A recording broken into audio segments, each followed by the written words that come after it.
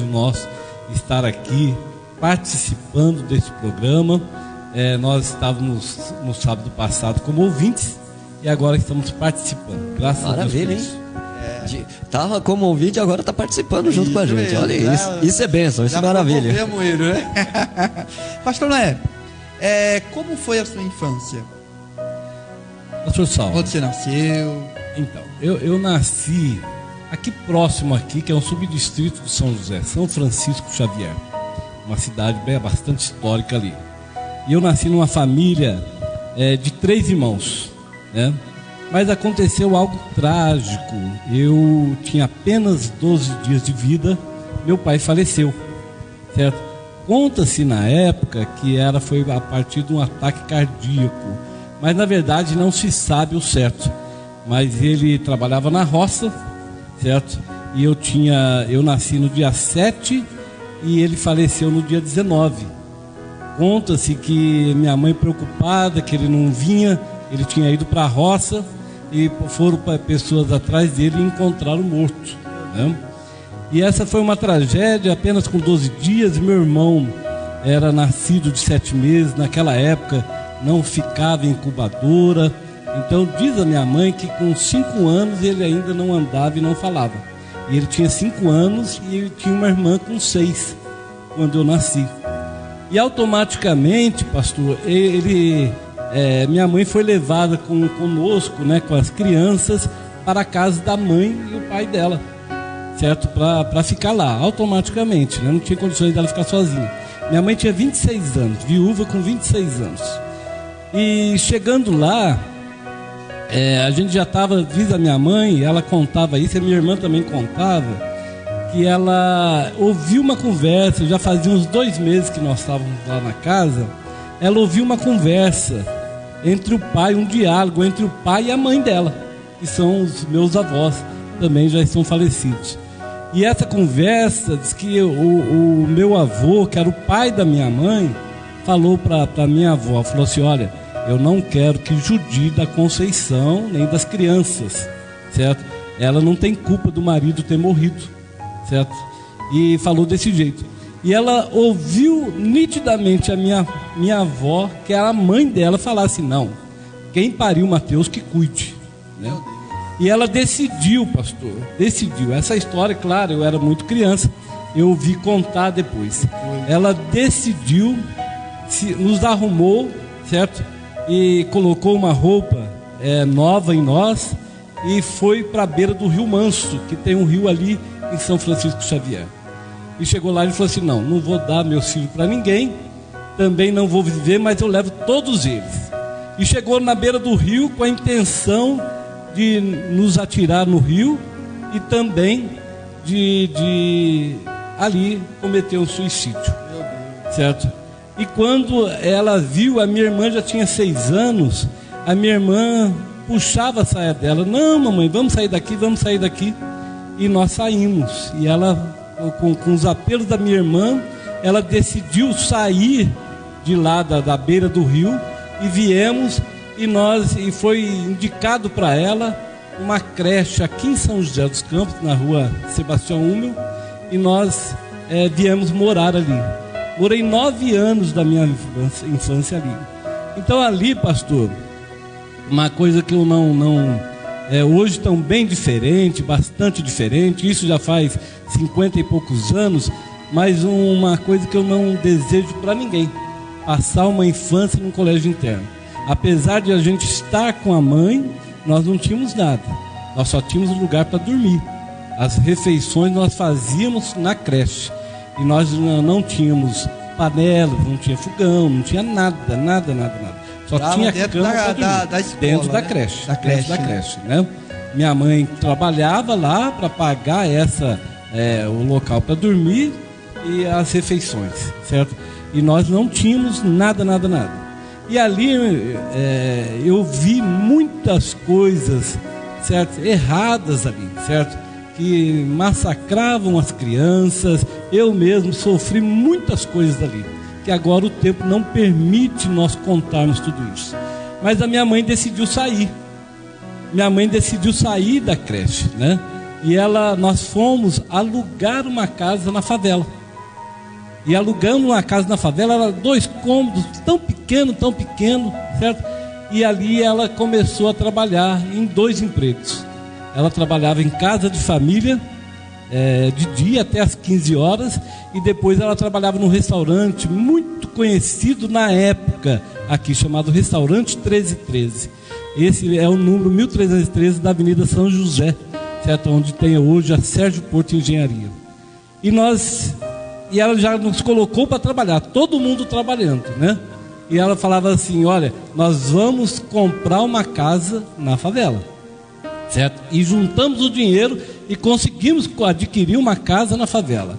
A favela naquela época não era aquele barraco, era uma casa muito simples, com portas, janelas de tramela. Isso foi, né? Que ano? Certo? Ano mais ou menos? Isso foi em 1970. 1970, certo? Eu tinha 9 anos. Aí, o que aconteceu? De lá, eu imaginava assim que eu era um zero à esquerda, né? Não tinha condições de nada. Aquela favela, logo a minha irmã casou-se, certo? Com pouca idade, ficou o meu irmão. E ela, quando nós compramos a casa na favela, ela falava assim: minha mãe era uma mineira analfabeta, certo? Só que ela era muito rígida conosco, né?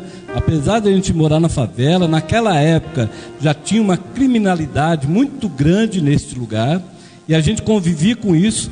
Só que daí ela era muito rígida, ela não deixava a gente ficar na rua, né? Ela sempre tinha que trabalhar e ir para casa, E nós não tínhamos nada, né? Certo? Eu vim ter, acho que televisão na minha casa mesmo, eu já tinha acho que 16 ou 17 anos. Essa é a verdade, né? E o que aconteceu? De lá, certo? Ela falava assim: ó, nós vamos comprar um terreno e vamos construir para a gente sair da favela.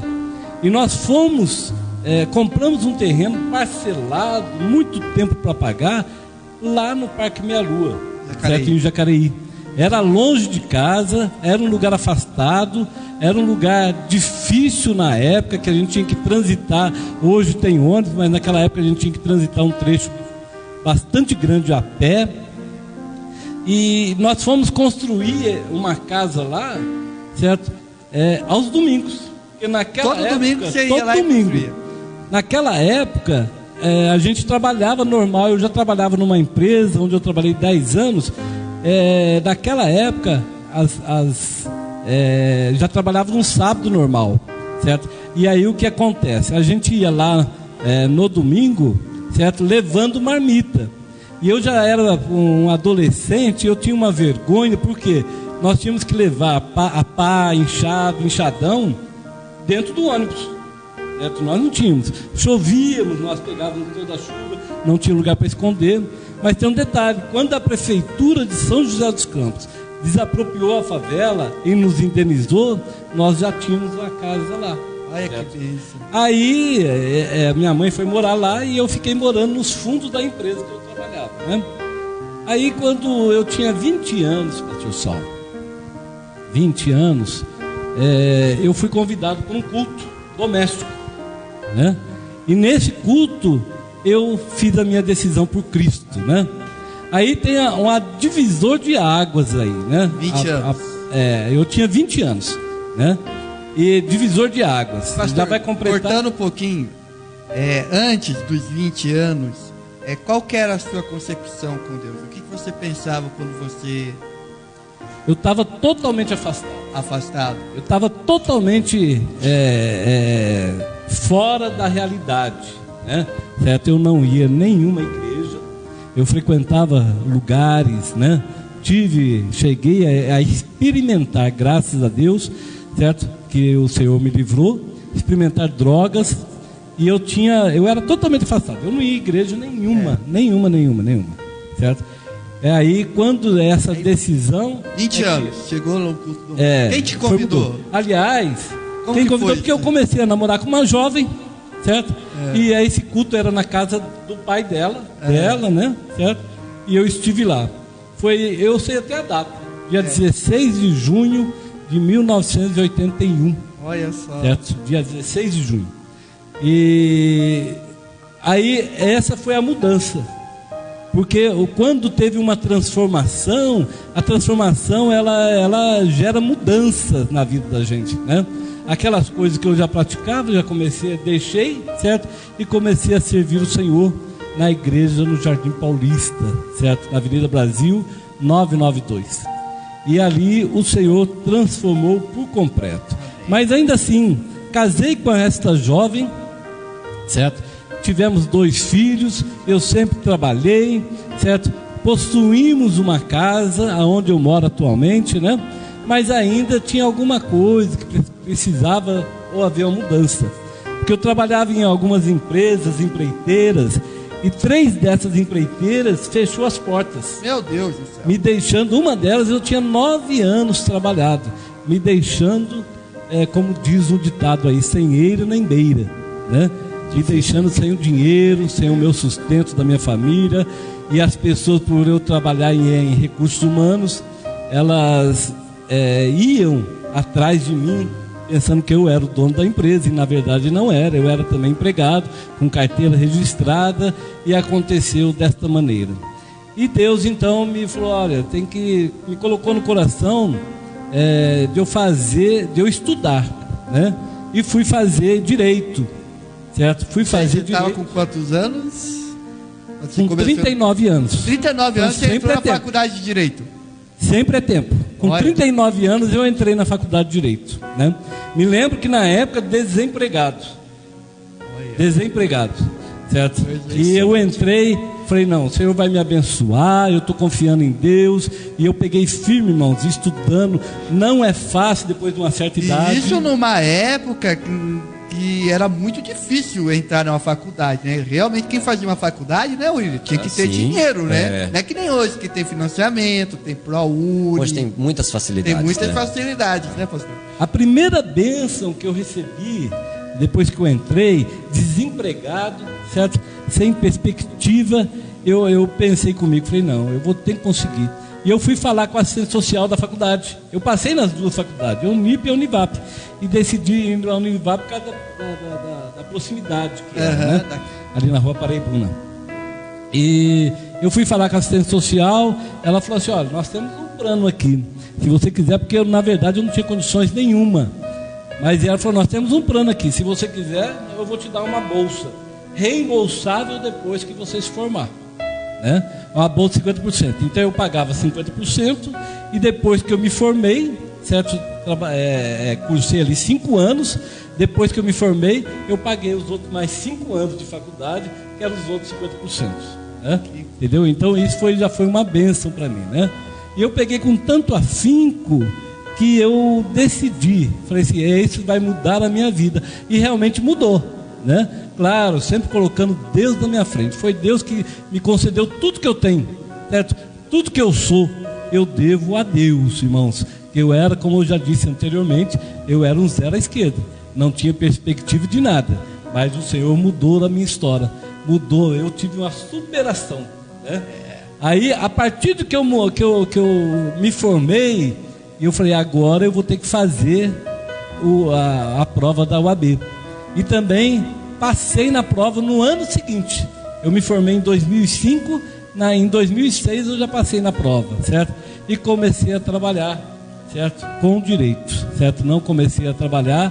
Aliás, depois que eu já tinha possuído um escritório, me veio uma proposta de um emprego, certo? Não na minha área, outra área, área de recursos humanos, né? E eu aceitei. Aliás, tinha muita gente que falava assim, não vai, você já formou, agora você vai trabalhar de empregado e tal.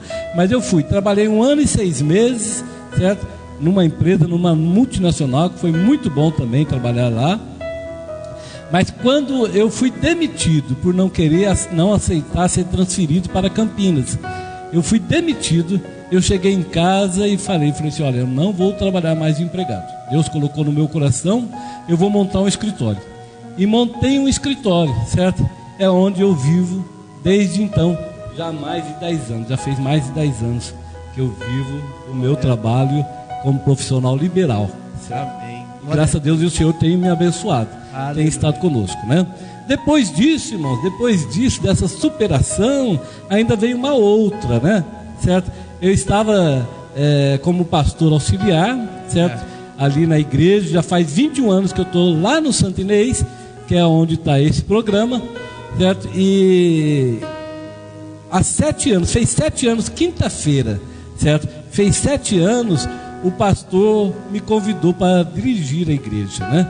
E o convite foi muito interessante, que nós estávamos no domingo, o pastor anterior falou: olha, quarta-feira vai ser mudado, né? Eu vai me tirar daqui, vai vir um outro pastor. E nós éramos 5 obreiros no púlpito, e ele falou: quem será que vai vir? Como será, né? E a gente ficou com aquela expectativa, certo? E o pastor me avisou no dia, na quarta-feira, 1 hora antes do culto começar. Ele falou: pastor, o senhor vai na igreja? Eu falei: vou, hoje é a troca, é a despedida do nosso pastor lá. Aí ele falou assim: então, pois é o senhor que vai assumir. Eu falei: meu Deus, eu sou um pastor novo, né? As pernas tremeram, posso ser sincero. E o que aconteceu? Ele falou: não, assume lá por 15 dias, né? Quinta-feira dia 25, fez 7 anos que eu estou dirigindo lá, para a honra e a glória do Senhor. Muitas dificuldades nós passamos, mas tem uma coisa: a superação foi através de Deus. Amém, glória a Deus. Então é possível, né, William? É possível, conforme a gente falou no início do programa, né? É possível você superar as dificuldades. Agora nós vamos fazer um bate-bola rápido aqui.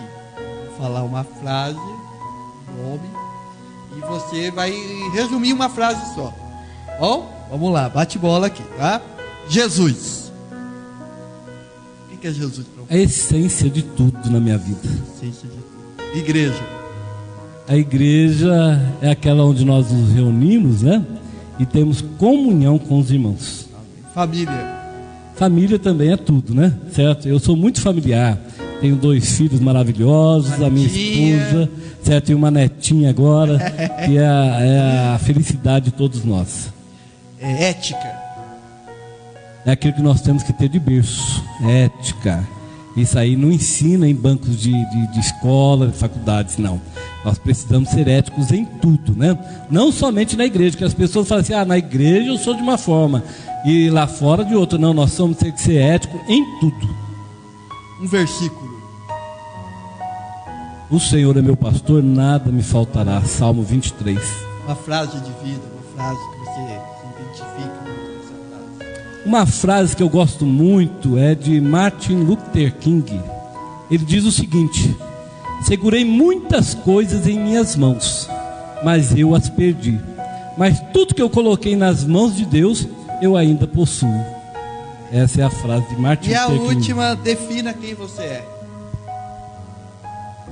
De Noé para Noé, quando você olha para o espelho, quem você é? Eu sou uma pessoa abençoada por Deus, né? Eu sou abençoado pela igreja que nós temos, que nós dirigimos, pela família que eu tenho e por essencial, acima de tudo, Deus na minha vida. Glória a Deus. Glória a Deus, né? Impressionante. Essa é a história de superação. Você também pode ter as suas dificuldades superadas, se colocar as suas dificuldades e levá-las para Deus. Glória a Deus. Então vamos orar. Vamos orar por você. Você que pediu oração aqui, você que está com dificuldade de vencer na sua vida, você que tem essa sensação que a sua vida não vai para frente por causa de uma situação, nós estaremos orando por você agora. Pastor Noé, faça essa oração por nós também. Vamos orar então. Senhor nosso Deus e Pai, sabemos que o Senhor está aqui conosco, Senhor, também como está com as pessoas que, Senhor, entraram, Senhor amado, ao vivo para contribuir com o nosso programa. Senhor, eu quero te pedir a tua bênção. Nós não conhecemos o seu problema, nós não conhecemos a sua dificuldade, nós não conhecemos a sua dor, mas o Senhor conhece, e queremos te pedir a tua bênção, a tua graça sobre a vida de cada um. Que haja, Senhor amado, cura, Senhor, que haja transformação, que haja, Senhor, vidas rendendo-se a Ti, ó Pai. Estenda as mãos para abençoar de uma forma tremenda e especial. É o que nós te pedimos e estamos certos da Tua resposta, em nome de Jesus. Amém. Glória a Deus. Está chegando o fim o nosso programa. aos pés da cruz, programa da Igreja Evangélica Assembleia de Deus, de São José dos Campos, da congregação do Santo Inês 1.